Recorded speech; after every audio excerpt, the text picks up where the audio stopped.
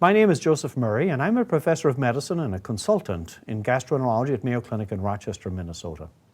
I've been asked by the editors of Clinical Gastroenterology and Hepatology to discuss our paper that will be appearing shortly in the print edition of Clinical Gastroenterology and Hepatology.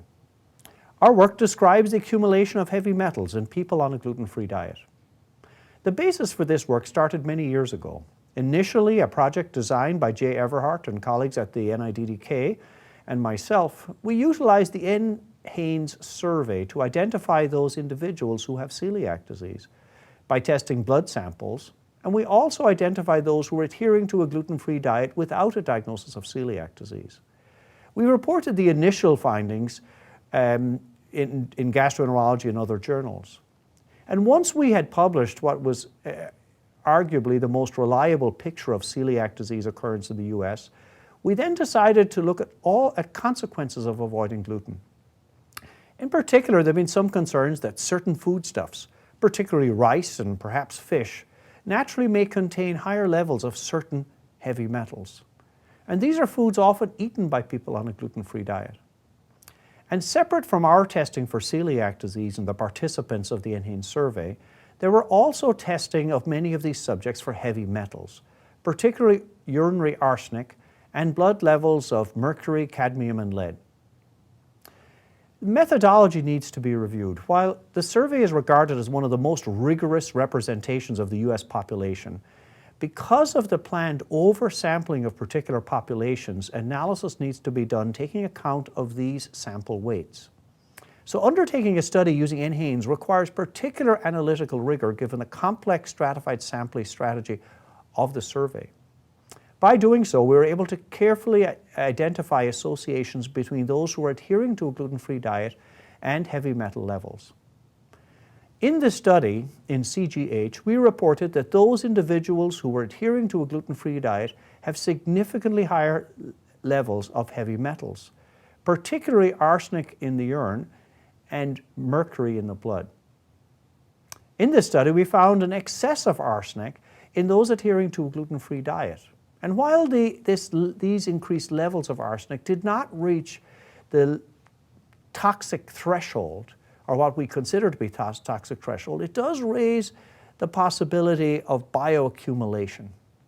Because these heavy metals, if the patient is continued to be exposed to high levels in their intake, they will have bioaccumulation over time.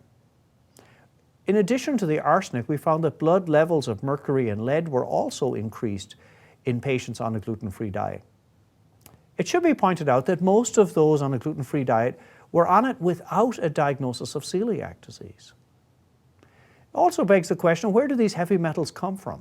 It's likely that these come from certain foodstuffs. For example, arsenic can accumulate in rice because of groundwater contamination of arsenic, and mercury is common in fish.